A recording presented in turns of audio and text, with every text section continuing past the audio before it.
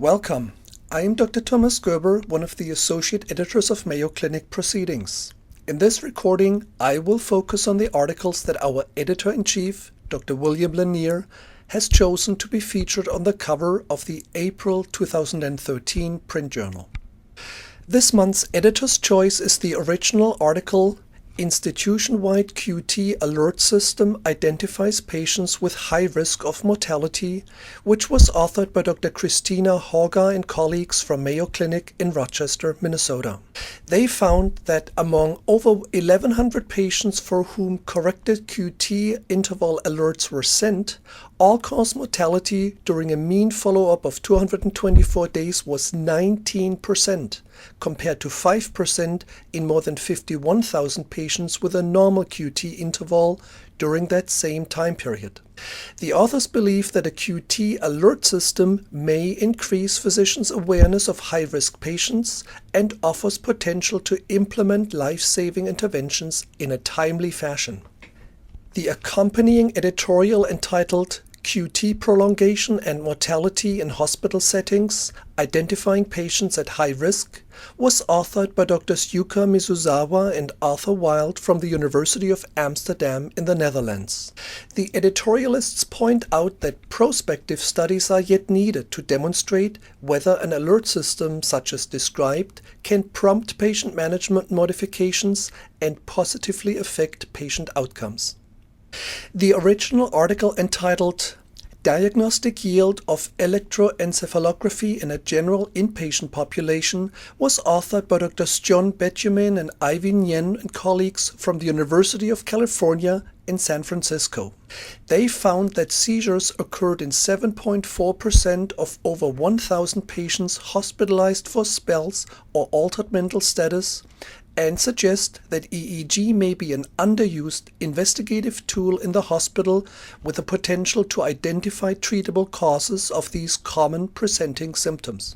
The accompanying editorial, entitled Does Electroencephalography Provide a Window to the Brain for the Neurologically Ill?, was authored by Drs. William Tatum and Joseph Servin from Mayo Clinic in Florida in Jacksonville and Mayo Clinic in Arizona in Scottsdale, respectively. Dr. Servin is also a member of our editorial board. The editorialists point out that EEG interpretation is a subjective and learned skill, that differences in interpretation may exist even in experienced hands and between centers, and that the likelihood of capturing seizures with additional recordings is low if none have occurred within the initial 24 hours. The original article, entitled Computerized Barcode-Based Blood Identification System Detected an Increase in Near-Miss Transfusion Episodes, was authored by Dr. Gregory Nuttall and colleagues from Mayo Clinic in Rochester, Minnesota.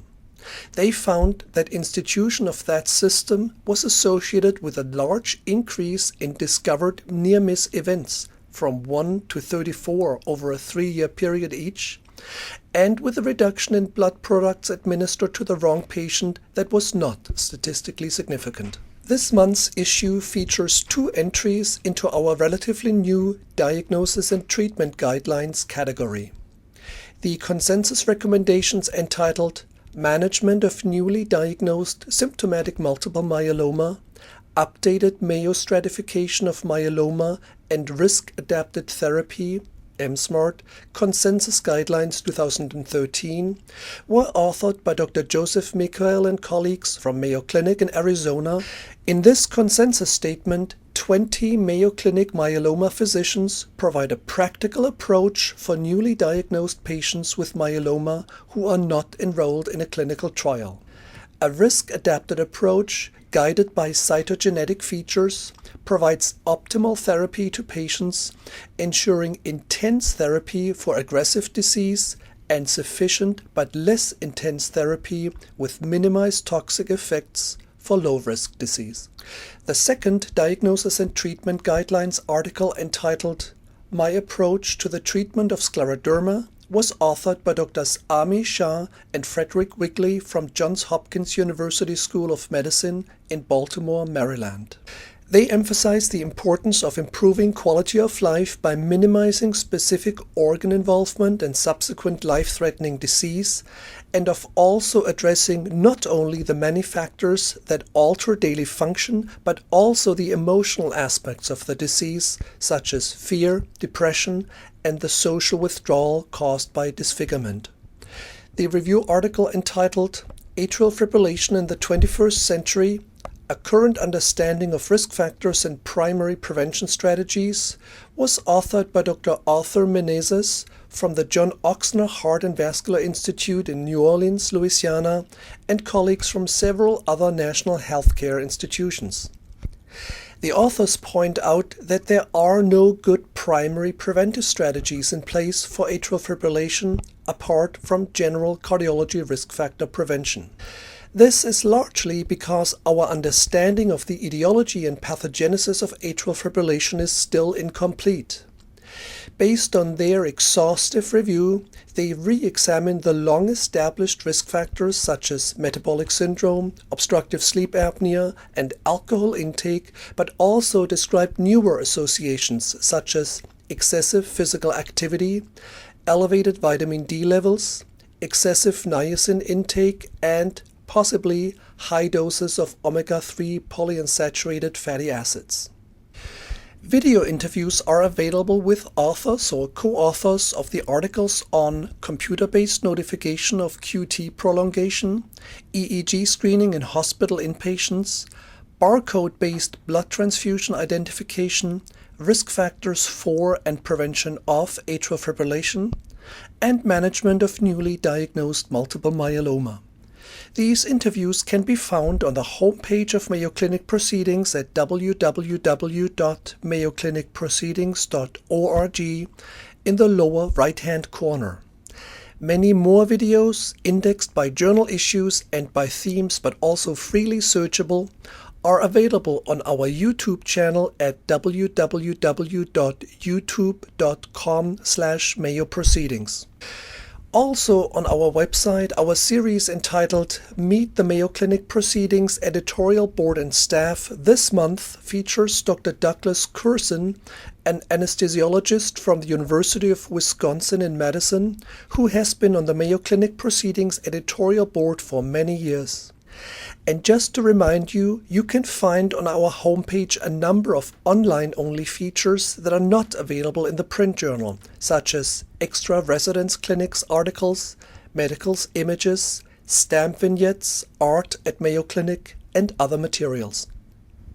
Also, please follow us on Twitter at www.twitter.com/mayoproceedings to learn about online first publications in Mayo Clinic Proceedings and newsworthy developments related to our journal. Dr. William Lanier, Editor-in-Chief of Mayo Clinic Proceedings, the entire editorial board and I sincerely hope that you will enjoy these and the other outstanding articles in the April 2013 issue of our journal. We are sincerely grateful for your interest in and continued loyalty to Mayo Clinic Proceedings. As a preview, the May 2013 issue of Mayo Clinic Proceedings will contain articles on childhood food allergies, current diagnosis, treatment and management strategies for primary care physicians, cardiovascular fitness and mortality following contemporary cardiac rehabilitation, and trust in residence and board examinations when sharing crosses the boundary.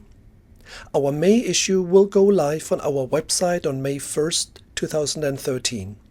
See you then. We hope you benefited from this presentation based on the content of Mayo Clinic Proceedings.